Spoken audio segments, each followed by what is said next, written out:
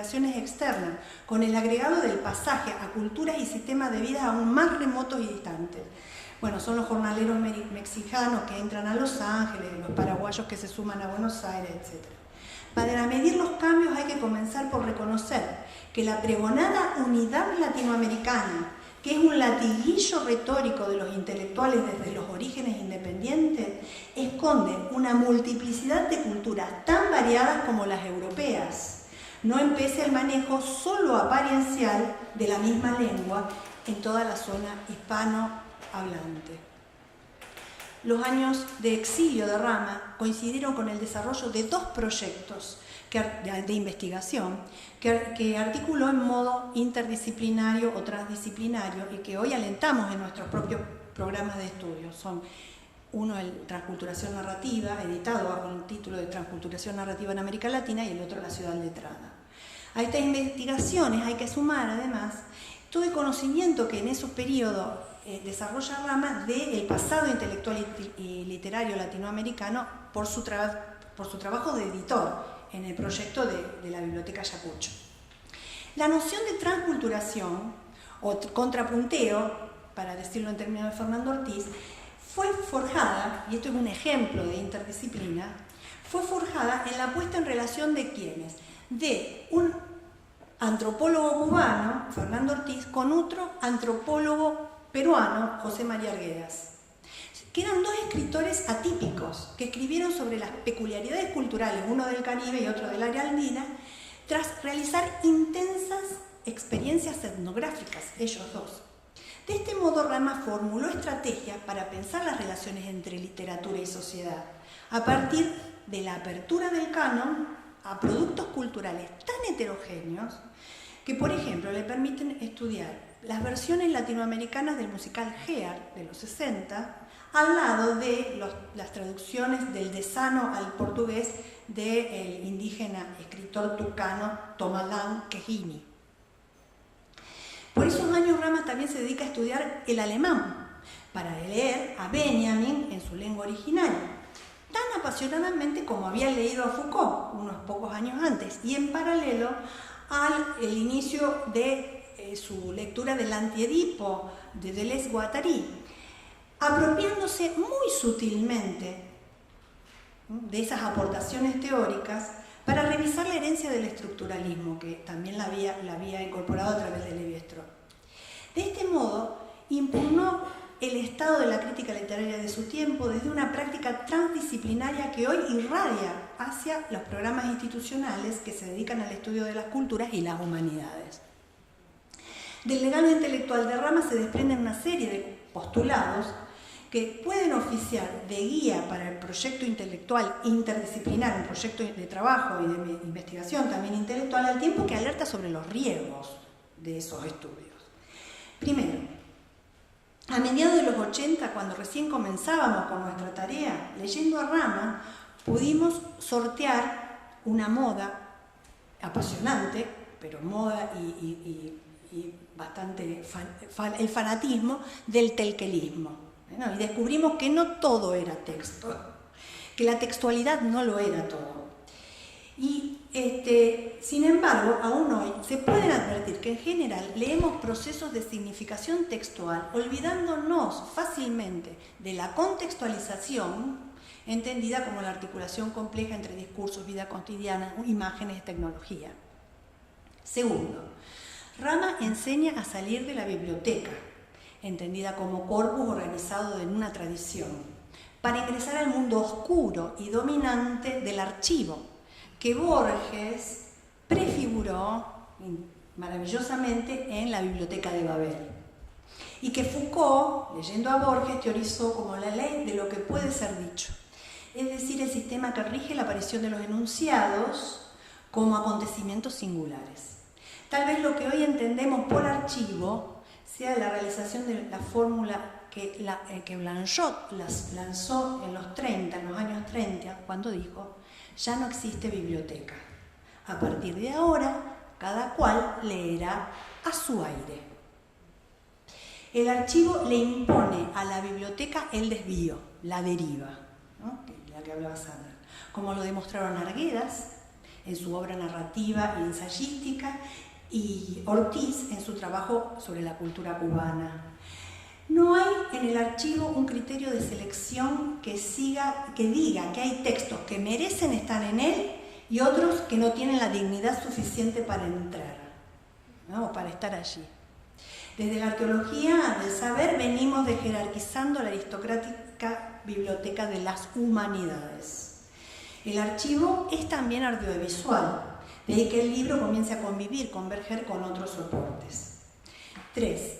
Inventamos metodologías de acuerdo con los objetos de estudio sin abandonar la rigurosidad y la sistematicidad del trabajo, porque no hay campo académico sin método o modo sistemático de investigación. La interdisciplina es experimentación y para experimentar se necesita una buena dosis de lo que Octavio Paz llamó imaginación crítica. Esa imaginación crítica todavía está dominada por el carácter interpretativo de los fenómenos culturales con la dominancia del modelo de las humanidades y de la teoría de literatura. Creemos que una salida al dilema lo ofrece la creciente importancia que asume la etnografía, los estudios de historias de vida, a través de la realización de entrevistas, trabajo de campo, investigaciones sobre prácticas, etc. Bueno, tengo un tiempito, un ratito más. Bueno.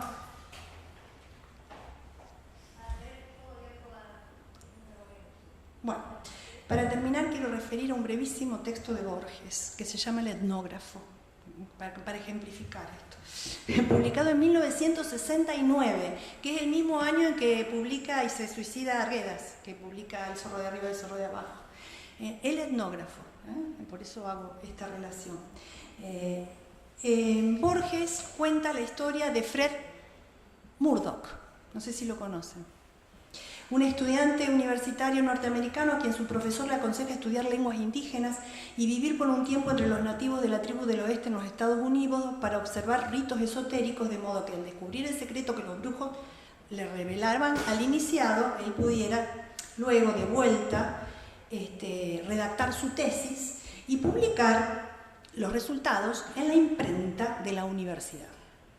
Murdoch parte por 2 años a convivir con los hombres rojos, así dice Borges, y retorna a la universidad para comunicarle a su profesor que tenía el secreto y que el valor del secreto sobrepasaba largamente la ciencia, que a sus ojos se había vuelto una mera frivolidad. Pero más que el secreto, de por sí precioso, lo que valían eran los caminos que habían conducido a Murdoch hacia él, hacia el secreto. Murdoch decidió no volver a la tribu y también decidió no escribir la tesis y finalmente terminó trabajando como bibliotecario en la Universidad de Yale. Entonces, el silencio de Murdoch es equivalente a la negación de la traducción, ¿no? Sí, de esto que veníamos hablando, es justamente lo opuesto. De este modo se niega a la transferencia del secreto de una cultura dominada a la lengua de la cultura dominante. Revelar el secreto de los brujos indígenas implicaría una forma de sometimiento a los que Murdoch se niega. Rechaza en definitiva la posibilidad de la transculturación de la que venimos hablando. Podríamos interpretar que Murdoch se niega a la traición con la que se suele señalar la traducción tal como reza el viejo proverbio italiano, ¿no? Traduttore, traditore. Sin embargo, como sucede habitualmente, los relatos de Borges despliegan paradojas que logran descolocar la linealidad de la primera lectura. El relato sorprende por los efectos especulares que produce. Entre los indios, Murdoch aprendió a despojarse de toda la ropa, las costumbres, las prácticas occidentales, pero particularmente lo que interesa es que Murdoch decidió romper todas sus notas y no volver a escribir más. De regreso a la cultura, desde donde había partido y a la que pertenecía, siguió operando con los códigos aprendidos entre los indios. De hecho, se negó a escribir la tesis. Sin embargo, y paradójicamente, se ocupa de los libros. Se vuelve bibliotecario, custodia el tesoro, los objetos de máximo valor para la cultura letrada. En el relato de Borges no hay intercambio posible, pero hay donación. De este modo, el secreto de una cultura queda alojado en el centro mismo de la otra. Es el secreto el que se traslada, pero resistiendo a la revelación, a la traducción. La narración de Borges pone en escena un caso extremo y paradójico de la relación, concepto que me gustaría apuntar junto con el de contrapunteo. La desmaterialización absoluta de la cultura, exponiendo a la literatura misma a un grado máximo de negatividad. Murdoch, como Bartleby, el escribiente de Melville, prefirió no hacerlo, no escribir, no recibirse.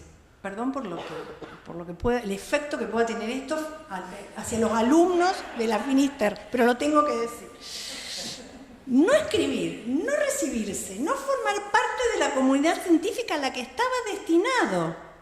De un lado y del otro, Murdoch es un extranjero. Y en esa no revelación, en esa decisión de ser incluido porque vuelve a la universidad, pero afuera, porque no se recibe de antropólogo, queda como bibliotecario, denuncia la frívola pretensión de reducir la cultura de los otros a una tesis. ¿Qué hace Murdoch en la biblioteca? Esa es la última pregunta y con esto termino. ¿Entrevió tal vez que su narrativa etnográfica y su trabajo de campo terminaría formando parte de la nada que es la literatura? Aquí podemos arrojar una hipótesis. El estudio de la cultura es también un relato de los modos de hacer, que trabaja en los intersticios, en una zona de frontera que va y viene entre las disciplinas, tanto como atraviesa el límite difuso que separa la ciencia de la literatura. Ahora más que nunca, cuando todas las respuestas solo pueden ser provisorias. Gracias. Gracias, Mónica Sandra. ¿Paso a preguntas? ¿Sí? ¿Un par de preguntas? Perdón por el tiempo. No. Sí. Si alguien del público tiene un par de preguntas, algún comentario. Antonio. No, sí, porque es para la cámara. Es para la cámara. Para que llegue al archivo. Quería hacer una consulta muy específica respecto a, y tiene mucho que ver con lo que nosotros enseñamos en esta especie de biblioteca oficial que existe dentro de los planes de estudio, que en este nuevo escenario de la interdisciplinariedad, de los cruces, de las fronteras, de los espacios de contacto, esas viejas certezas metodológicas, ese viejo apego al texto, desde el cual, en el caso concreto, lo que nos formamos en literatura, provenimos, ¿en dónde queda? ¿Dónde se sitúa en este nuevo panorama?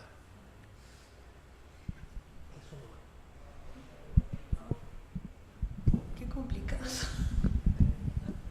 Bueno, eso lo podemos responder. Claro. Porque sí. No, a mí lo que me da impresión es que Pongámoslo así lo compartimos. me da la impresión que no, digamos, que no hay por qué desechar métodos. El tema no es, para mí no es un problema de métodos, es un problema de corpus, o sea, de cuáles son los materiales que caen bajo análisis.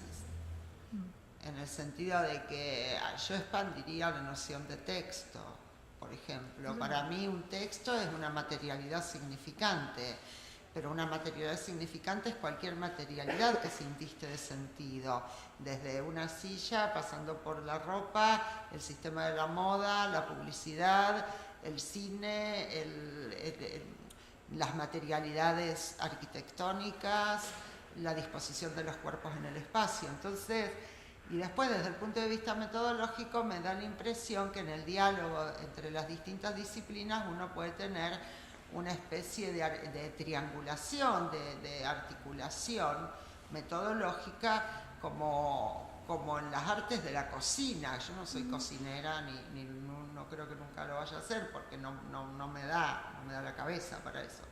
Pero vieron cuando alguien cocina bien, y ahora que está de moda, entonces todas esas cosas de los ingredientes y se mezcla, pero bueno, siempre con una técnica, con un método. O sea, yo creo que hay que defender el método, pero eso no quiere decir dejarlo estanco, y hay que ampliar los corpus. A mí me parece eso. Sí, comparto, y al mismo tiempo hay algo que a mí me gustaría enfatizar. Yo cuando empecé a estudiar tenía un profesor muy importante en la Argentina, que también Sandra fue profesor de ella, fue profesor de muchos de nosotros, que se llamaba Nicolás Rosa. Entonces él venía del exilio y demás, y era en ese momento esta cuestión del telquelismo imponía como un lugar rector al estructuralismo y básicamente a la lingüística. Entonces él, me acuerdo que una vez me dijo, bueno, pero este es el imperialismo de la lingüística, ¿no?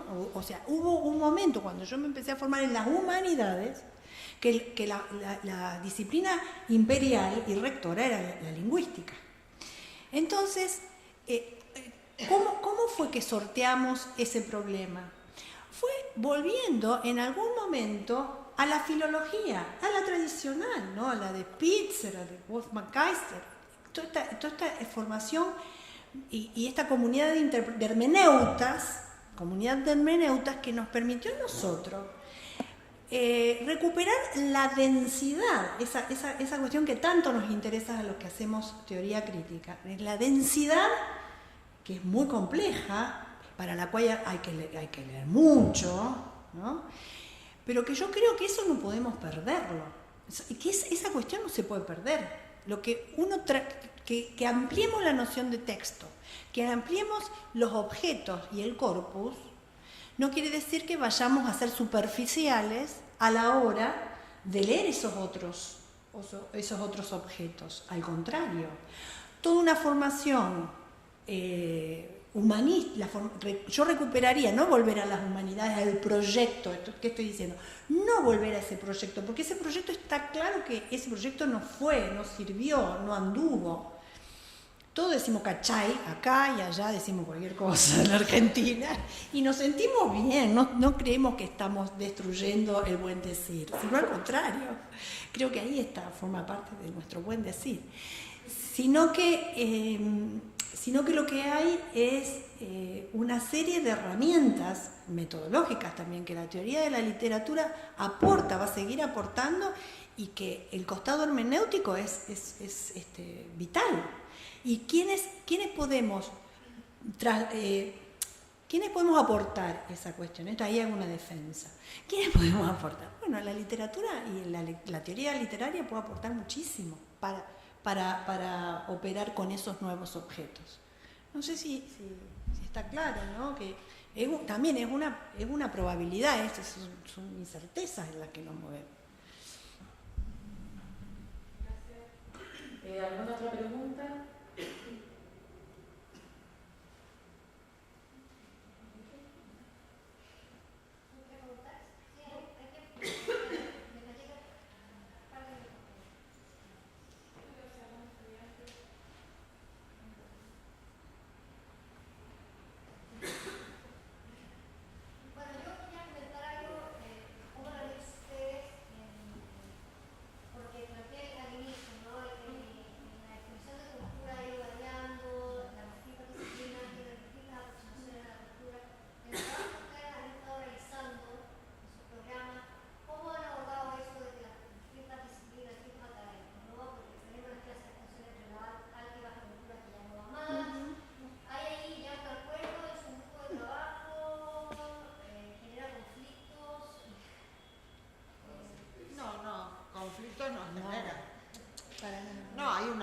Hay un acuerdo en el sentido de que en lo que hay acuerdos es en la modalidad de circulación cultural, digamos, porque hay motivos de alta cultura y motivos de culturas populares y culturas masivas, y entonces lo que hay que ver es la metáfora del mercado, en el buen sentido de la palabra mercado, en relación a que esos objetos, esos discursos y paquetes textuales, en el sentido amplio de texto, están circulando y hay todo un sistema de préstamos y reenvíos de sentido de unos a otros.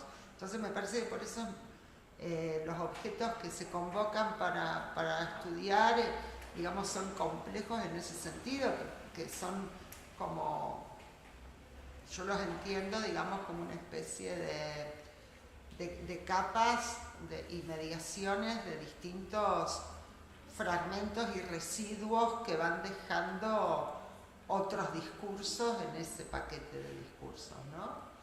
A mí me interesa mucho la cuestión, por ejemplo, de los fenómenos residuales y cómo la lógica del resto, la lógica del desecho de la cultura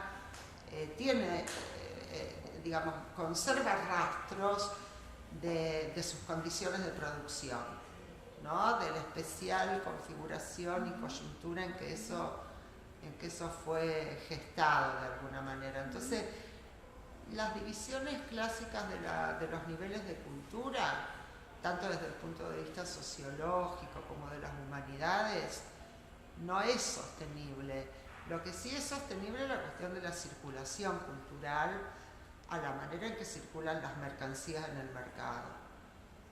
Yo tengo eso no significa nada del orden del capital económico, sino estoy pensando más en capitales simbólicos justamente, ¿no? Pero un poco esa sería la metáfora. Y aparte estamos en un momento donde lo que se produjo es una revolución de la circulación, justamente. Lo que los lenguajes digitales producen es la posibilidad de conmutación universal del contacto, es un problema de circulación. Entonces me da la impresión que lo que más hay que estudiar es la circulación de los cuerpos, los objetos, las mercancías, los textos, los discursos. No, eso es lo que pasó, el contacto. Hay como una revolución sinestésica del tacto. Y es un problema de circulación. Yo lo veo, por lo menos me parece que en eso tenemos como un acuerdo, más o menos. Digamos, en el sentido de con otros lenguajes a lo mejor, pero... Yo voy a, en continuidad de lo que dice Sandra, a decir 3 o 4 cosas sobre el tema de la cultura, porque el tema de la cultura... Me moví ahora.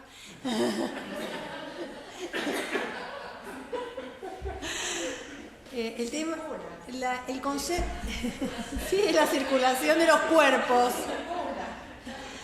El tema de la cultura, uno puede estar toda una vida tratando de encontrar una definición ajustada a la palabra cultura. Y la palabra cultura es eso, y también creo que la apuesta nuestra es poder sostener la densidad significante de la palabra cultura. Entonces, retomo algo de lo que dije, ¿no? Había una noción muy restrictiva y aristocrática en la cultura de las humanidades. ¿De qué era la cultura? La cultura era la alta cultura y el desinterés, ¿no? El desinterés. No había negocio ahí. Era el ocio. Por el otro lado, cuando en los 60 se produce este giro sociológico, antropológico, de pronto la cultura pasó a ser todo. No todo es cultura, ¿no? Digamos, son 2 definiciones que no nos sirven. Pero al mismo tiempo yo creo que hay, y acá retomo un concepto interesante, que es lo que dijo Sandra, que es lo residual, ¿no? Entonces, hay algo del concepto de las humanidades, de la cultura, que es un residuo, que opera. Esta cuestión de la hermenéutica de la que hablaba es un componente residual de aquella tradición. Claro, no la queremos reponer, no vamos a defender, y ahora los chicos no leen. No, ahora la gente lee más. Ahora todos leen, porque por más que no vaya a la escuela, todo el mundo tiene un celular. Y los chicos en las favelas en Río aprenden a leer a través del uso del celular, sí o sí lo tienen que hacer. Entonces, no es que es más se restringe con la tecnología la cultura de la lectura, al contrario. Entonces, me parece que en ese juego de definiciones y de circulación, y en esta necesidad de entender lo que está pasando, en esas negociaciones también vamos construyendo, porque no es algo que los conceptos van a sernos dados y los vamos a recibir, no, los tenemos que construir, los tenemos que ir construyendo. Ustedes en sus programas tendrán que ir acordando estrategias para rodear a los conceptos. Eso sería, ¿no? La negociación y también ahí el mercado académico, ¿no? Pero en el marco del mercado académico. Totalmente. Muchas gracias, Mónica y Sandra, por estas intervenciones tan interesantes y productivas. Un aplauso para ellas.